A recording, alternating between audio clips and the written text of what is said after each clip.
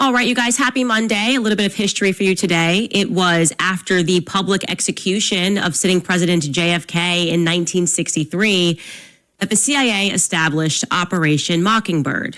Deep state assassinations require deep state solutions.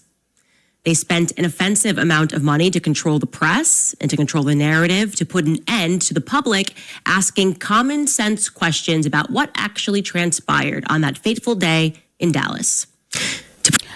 And it is good to start with that story, that fact. That's not a story. That is a fact. So it is definitely good to start with that. We're not going to, of course, spend the whole episode just watching Candace Owens, although it was very interesting today. Candace Owens actually said Erika Kirk's name involved with Egyptian planes. We're going to get into that. But the point that she's making about Operation Mockingbird, where they did spend a lot of money for people to stop asking questions about what they saw with their own two eyes and things that, probably felt funny to them. If you ever watched the Jack Ruby assassination of Lee Harvey Oswald, it was just blatant in your face that everybody knew that was getting ready to happen. I mean, you can't unsee it. So, of course, there's always a campaign to shut people down. And this apparently is where the term conspiracy theorist came from, was from that plot to kill the president that worked. And to this day, we don't have the official answer for it, which is so crazy to me, right? The official answer. But we know. Those of us who know, right? Okay. So, and important to remember that, because this is what we are seeing today. And it makes the hair on my neck stand up. I don't know if that's a cute thing to say. Maybe I should say it gives me goosebumps, right? It does, because it's like I see people going after this girl, and I'm like, dang, every time I turn around, I gotta back this girl up. And so we're going to talk about that. We're going to talk about the whole Erika Kirk Egyptian planes. We'll go over that. Man, there's a lot of stuff coming out, too, about these audits. It's just, as usual, it is a lot concerning TPUSA. But we thank God that Charlie Kirk, at this point, has not died in vain. For those who really want to pay attention to the truth and go looking for the truth, right? So, and the Lord will allow us to use this as something to open up all these layers. Like, it's so bad it's even connected to the music industry. It's all connected. It just shows you so much more how all connected it is. But praise God, we are protected by the Lord as we look for these truths. People will be mad. Let them be mad. It is what it is. We're going full steam ahead. And thank you to everybody who is watching. Guys, if you want to hit the like and subscribe button and a notification bell, thank you to every eye that lands on these videos. Let's get with it. So I wanted to look at her discussion about the way how Steven Crowder was, definitely extremely disgusting with Candace Owens. So just really needed to just take a breather and really process everything that happened with Charlie and what it kind of means in terms of where we are. And I think it is a circumstance where we just know. We just know that he was truly betrayed in one of the most egregious ways that I think I've ever seen. It has made me lose faith in politics. It has made me fully lose faith in Trump. And my heart aches for the fact that he gave so much of his life to Trump and to politics. And they just were like, nope, that is it. It serves us or it doesn't serve us, and we want to move on. And so here's a holiday. Bro, if they try to give me a holiday, what is with them giving people a holiday after they kill them? Why is that a thing? You know what I mean? Like, oh, Martin Luther King, what about this holiday? What about this boulevard? Anyways, let me knock it off. Like, they're going to give Charlie Kirk a boulevard. They already did. They did in Israel. They gave him freaking boulevard. It's like, as soon as they give you a boulevard and a holiday, they definitely killed you. Now, and real quick before we go to Steven Crowder, absolutely going into an unhinged, meltdown over a simple clip. I just want to touch upon just a couple things. Number one, that day when this came out, oh my God, people were like, she looks like she's crazy. She's schizophrenic. And I'm like, okay. You know why I have to always say to y'all, like, I'm not her biggest fan and things like that. It's not to make me look like I'm above Candace Owens. It's not. It's to show you that how these people are so bad that we, even if we're not biggest fans of someone talking, we still have to stand by that person now and say, okay, even if I'm not watching her show, why are you trying to label her? What are you trying to make this a precedent of? Because we are living in some very serious times right now. So, like, I don't like that. So now I'm going to come out and say that. And I also like to make this point, too, because one day somebody will, clip me. Because, anyway, and then be like, well, she didn't even like her anyway. I'm honest with the people who I am blessed with that are watching, because I don't take God's blessing lightly. You guys are a blessing for being here, even if it was one person. Okay, so I'm always like, so there won't be any secrets like, oh, I didn't know. No, you did know, because I did.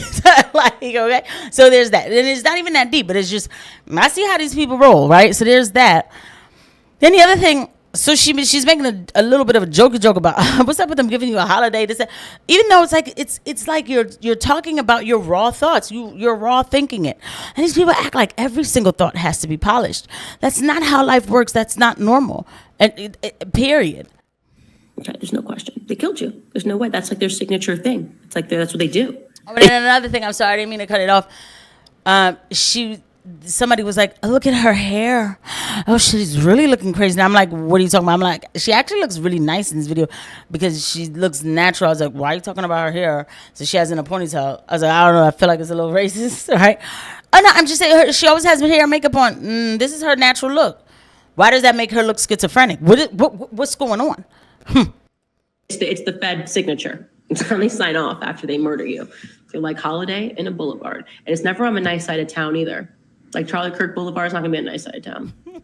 Anyways, I will be back on the 27th, you guys. Thank you guys for all the support throughout these couple of weeks, these last really kind of 6 weeks since Charlie died.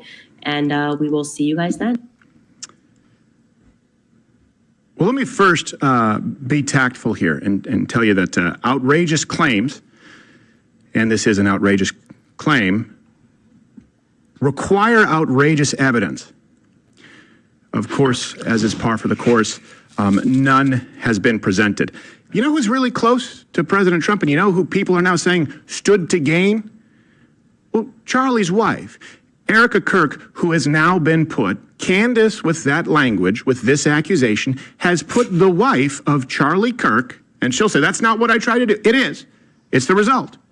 Erika Kirk in the crosshairs. There's no middle ground here right now.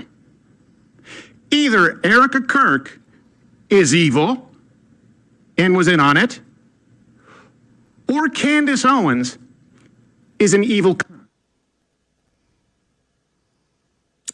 No matter how many times I watch that clip of me talking about Martin Luther King Boulevard and Charlie Kirk Boulevard, I do not get from that Erika Kirk killed her husband, but that's what they went with. Yeah, that's exactly what they want. And I've been hearing this, and even for Steven Crowder to act like that, first off, or it's either this or she's a CUNT. It's like, stop having an emotional breakdown, right? You're obviously still mad at her for what she did with your wife and everything else too, with your ex-wife. I get it. You know what I mean? I did think that she stuck her nose a little too much, but that behavior you just,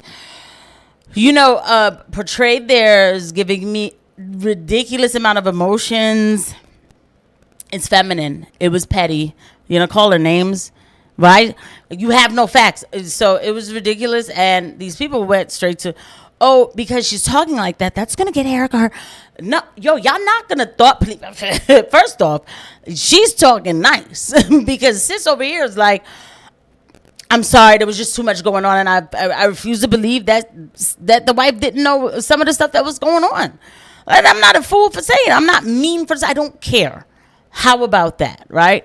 I didn't say that I was good. I'm doing the best I can to be as Christian-like as possible, but I'm telling you, like this notion that I have to pretend that I don't feel like that, I can't oblige to it. I don't know how to do it. So you have to remember that Charlie landed into Salt Lake City at 9:23 a.m. local time. I suspect that if he had instead landed into Provo, he would have recognized the blue Egyptian plane, okay? It's not every day that you see an Egyptian military craft. It is now my well-informed opinion that he would have looked at that plane and he would have recognized the blue plane, and he would have instantly realized that something was amiss. And now I'm going to explain to you very carefully why I suspect that it is highly likely that Charlie would have recognized that plane, okay? Tail number SUBND, the blue plane. A pregnant mommy sleuth who was locked into this investigation discovered something that me and my team had missed. I consider her, obviously, and all of you to be my decentralized intelligence agents. Anyway, she sent me a rather urgent email, and I'm obviously protecting her identity for reasons that are clear. But I want you to know that this discovery is due entirely to her. She is the person that, in this regard, went max for Charlie when I missed something. Her email stated, in effect, that I was only partially right about the plane tracking Charlie, that she had done an additional 15 hours of research and was able to discern that the person the planes were actually tracking for years was Erika. Not Charlie, but Erika was the one being tracked by these planes. And indeed, it turns out that she was correct. She discovered that between 2022 and September of 2025, both of those aircrafts, SUBTT, the yellow plane, and SUBND, the blue plane, showed 68 overlaps with Erika's documented locations, okay? 68 overlaps. I have since been able to add now 73 times that this overlapped, okay? And 29 of those instances also happened to include Charlie. Charlie was also present. And that's what I was stumbling upon when I was looking into this. I was like, why is this plane where Charlie is? The flights were majority clustered within 5 states: Kansas, Missouri, Nebraska, Delaware, and Utah. And it's a pattern that she believes is statistically not random. I am telling you this information has been completely verified. I am showing you this on a spreadsheet now. These are all the instances in which this plane, 68 instances that this plane crossed with Erika. And I'm also going to say this includes overseas as well, okay? So my instant question becomes, why didn't Turning Point acknowledge that this plane was familiar to them? When I was taking all of these figurative online bullets, someone could have easily said something, right? That's kind of a repeat thing in this investigation. Josh Hammer lies, I get attacked, Turning Point just stays silent. Right. So she's saying, like, okay, if y'all seen this, because y'all had to see this plane, like, you know, that's been around 68 times, been around the wife of Charlie Kirk. And then when you add more to it, it's actually 73 when you keep doing the math, apparently. The number's growing. I don't know. So she's saying, like, well, why didn't Turning Point just say, like, oh, no, we do know the plane, but they didn't. Obviously, they wouldn't. See, the thing is, and this is why they're telling you, don't ask questions. Look, Tyler Robinson is going to have a trial, right? And they're going to say that Tyler Robinson is the one who did what he did. And so there are people who are going to say, oh, you see, you're coping, you're going to make up stuff or whatever. My thing is not who pulled the trigger. For me, it's not. For some people, it is. For me, it's not. For me, it's why did he pull the trigger? What is surrounding this whole thing that made a trigger get pulled on Charlie Kirk? Because it is not just some leftist who just woke up one morning and said, I'm going to go do this. I'm sorry. It's simply just not. It's not. There's more to this than what meets the eye.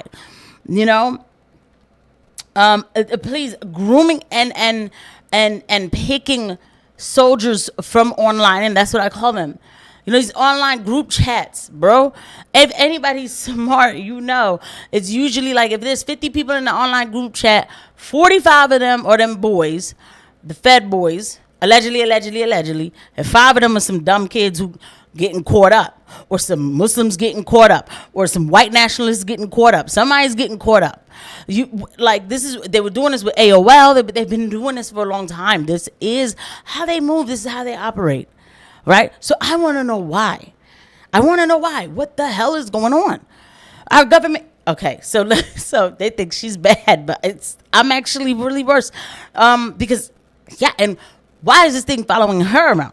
So, you know, Evan and I had to put my glasses on. So Candace Owens now believes the unusual Egyptian plane were actually tracking Erika. Now, Charlie, the Egyptian plane overlapped with Erika's flight, travels about 70 times. the past few years, this is a 0.000, bunch of zeros, and then 1% chance. It's actually mind-blowing. It is. It is. And I want to say, like, I want to know why. Why is, like, why is that happening? Why are they tracking Erika? Who is this? Who's Erika? Why is she being tracked by an Egyptian plane? Well, and this is now Turning Point CEO. So can I ask that question? Who's this?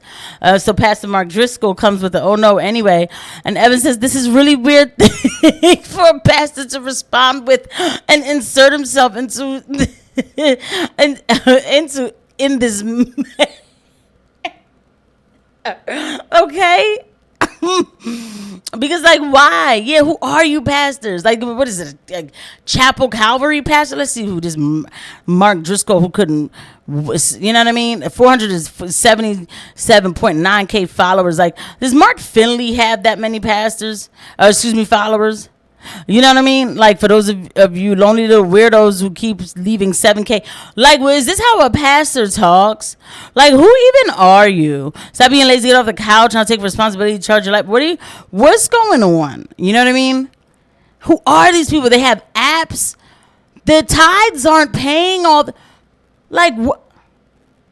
Help us build an uncancelable headquarter? What is going on? Hold up. Who is homie? Oh, sorry, guys. I just went somewhere else with this. We're just going to go ahead and bookmark this, and we're just going to have to figure out who this guy is. Because he came quick. He was the first one. And he's not wrong. Like, this is a bit weird. Here you are. That's all they do. And then, I think this is when I started to notice Erika. Everybody should remember this moment. Look, I'm gonna echo Charlie from earlier. Remember where you were when this happened. Yeah, that was when Trump won. You know, now we got the songs, you know. I mean, it's like, and then all of a sudden I just started seeing, you know, Erika Kirk one day. And then now she's, you know, a year later, she's the CEO. Anyway, guys, this is what I have for today, for now. You know, this is what I have for now. Never forget this beautiful moment. It's all just like I can't even deal. Like, I can't. Y'all have to excuse me for not being a fool. If they want me to be a fool, they got to find somebody else. Oh, boy. All right, y'all. Let me just get out of here. So that's what it is. You know, we'll be talking about things even more. But guys, stay strong, stay vigilant. People are going to call you crazy. You're not crazy. God is good. We reject Christian Zionism in all forms. And we love the Lord. And you guys have a blessed night. I will talk to you soon. Bye.